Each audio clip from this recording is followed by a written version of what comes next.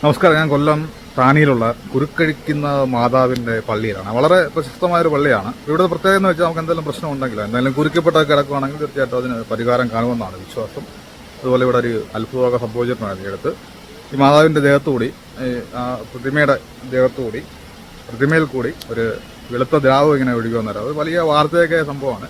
അപ്പോൾ വീഡിയോ ഇഷ്ടപ്പെടുന്ന ആൾക്കാരുണ്ടെങ്കിൽ തീർച്ചയായിട്ടും ഒന്ന് ഷെയർ ചെയ്യാൻ മറക്കല്ലേ. നമ്മുടെ ഏതാഗ്രഹവും സാധിച്ചു തരാൻ ശക്തിയുള്ള മാതാവാണ് ഇവിടെ ഉള്ളതെന്നാണ് വിശ്വാസം. അങ്ങ് ദൂരദേശത്തു നിന്ന് പോലെ ആൾക്കാർ ഇവിടെ ഒഴുകിയെത്തുന്നുണ്ട്. ഈ കൊല്ലം ജില്ലയിലുള്ള ആൾക്കാർ മാത്രമല്ല, മറ്റു ജില്ലകളിൽ നിന്നുള്ള ആൾക്കാർ കൂടി ഇവിടെ എത്തുന്നുണ്ട്. അത്രമേൽ വിശ്വാസമുണ്ട് ജനങ്ങൾക്ക് ഈ ഒരു കുരുക്കഴിക്കുന്ന മാതാവിനെ. നമ്മുടെ ഏതെങ്കിലും പ്രശ്നങ്ങൾ, കുരുക്കിൽപ്പെട്ട് കിടക്കുന്ന ഏതെങ്കിലും പ്രശ്നങ്ങളുണ്ടെങ്കിൽ ഇവിടെ വന്നാൽ അത് മാതാവ് അഴിച്ചു വരുമെന്നാണ് വിശ്വാസം. ഇവിടെ വലിയൊരു അത്ഭുതം ഈ അടുത്ത് സംഭവിച്ചിട്ടുണ്ടായിരുന്നേ. ഈ ഇവിടുത്തെ മാതാവിന്റെ പ്രതിമയിലൂടെ ഒരു വെള്ള കളറിലുള്ള ദ്രാവകം ഒഴുകി വരുന്ന ഒരു സംഭവം ഉണ്ടായിട്ടുണ്ട്. ഇപ്പോഴും നമുക്ക് അവിടെ ചെന്നാൽ കാണാൻ പറ്റും. ഞാൻ ഈ വീഡിയോയിൽ അത് കാണിക്കുന്നുണ്ട്. ക്രിസ്ത്യൻ വിശ്വാസപ്രകാരം യേശുവിന്റെ മാതാവാണ് മറിയം. ഔസേപ്പിന്റെ ഭാര്യയായ മറിയത്തിന്റെ ഗർഭധാരണവും യേശുവിന്റെ ജനനവും ദൈവികമായ ഇടപെടലുകൾ വഴിയാണെന്ന് ക്രിസ്തുമത വിശ്വാസികൾ വിശ്വസിക്കുന്നു. കത്തോലിക്ക വിശ്വാസപ്രകാരം മറിയത്തിന് സുവിശേഷ പ്രാധാന്യം തന്നെയുണ്ട്. ഉടലോടെ സ്വർഗത്തിൽ പ്രവേശിച്ച മാതാവാണ് കന്യാമറിയമെന്ന് അവർ വിശ്വസിക്കുന്നു. ക്രിസ്തീയ പാരമ്പര്യങ്ങളും അകാനോനിക ഗ്രന്ഥങ്ങളുമനുസരിച്ച് മറിയമിന്റെ മാതാപിതാക്കൾ യോവാക്യമും ഹന്നയുമായിരുന്നു. ഗലീലയിലെ നസ്രത്ത് സ്വദേശിനിയും ഔസേപ്പ് എന്ന പുരുഷനുമായി വിവാഹ നിശ്ചയം നടത്തപ്പെട്ട ഒരു കന്യകയുമായിരുന്നു മറിയം എന്നാണ് സുവിശേഷങ്ങളിൽ മറിയമിനെ പറ്റിയുള്ള ബൈബിളിലെ ആദ്യ പരാമർശങ്ങൾ.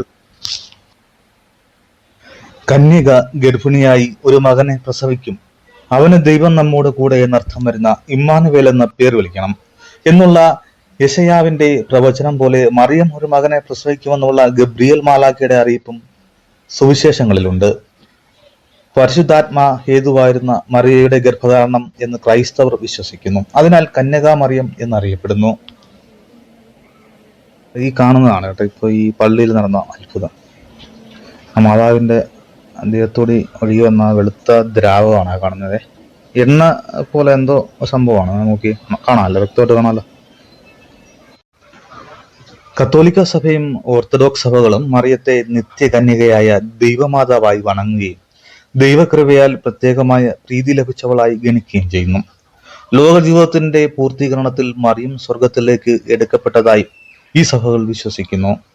ആംഗ്ലിക്കൻ, ലൂഥറൻ തുടങ്ങിയ പ്രൊട്ടസ്റ്റന്റ് സഭകളും ഇതേ കാഴ്ചപ്പാട് പിന്തുടരുകയും മറിയത്തെ ആദരിക്കപ്പെടേണ്ടവളായി അംഗീകരിക്കുകയും ചെയ്യുന്നു. എന്നാൽ മിക്ക നവീകരണ പ്രൊട്ടസ്റ്റന്റ് സഭകളും മറിയത്തിന് ആരാധനകളിൽ നൽകപ്പെടുന്ന പ്രാമുഖ്യത്തെ അംഗീകരിക്കുന്നില്ല. മറിയത്തെ വിശ്വാസികൾ പൊതുവെ വിശുദ്ധ കന്യക മറിയമെന്നാണ് സംബോധന ചെയ്യുന്നത്. ഇതിനു പുറമെ കത്തോലിക്ക, ഓർത്തഡോക്സ് സഭാ വിഭാഗങ്ങൾ തെയോട്ടോക്കോസ് എന്നും വിളിക്കുന്നു. ഈ വാക്കിന്റെ അർത്ഥം ദൈവമാതാവ് അല്ലെങ്കിൽ ദൈവ പ്രസവത്രി എന്നാണ്. ഈ സഭകളുടെ ദൈവശാസ്ത്രമനുസരിച്ച് ഈ പേരിന് വലിയ പ്രാധാന്യമുണ്ട്. കാരണം ഈ പേര് ക്രിസ്തു ഒരേ സമയം മനുഷ്യനും ദൈവവുമാണെന്നുള്ള സൂചന നൽകുന്നു. ക്രിസ്തുവർഷം 431 നടന്ന എഫേസൂസിലെ പൊതു സുന്നഹദോസിൽ അംഗീകരിക്കപ്പെട്ട നാമമാണിത്. ഈ തീരുമാനം നെസ്തോറിയ വിശ്വാസത്തിന് എതിരെ എടുത്ത തീരുമാനങ്ങളിൽ ഒന്നായിരുന്നു.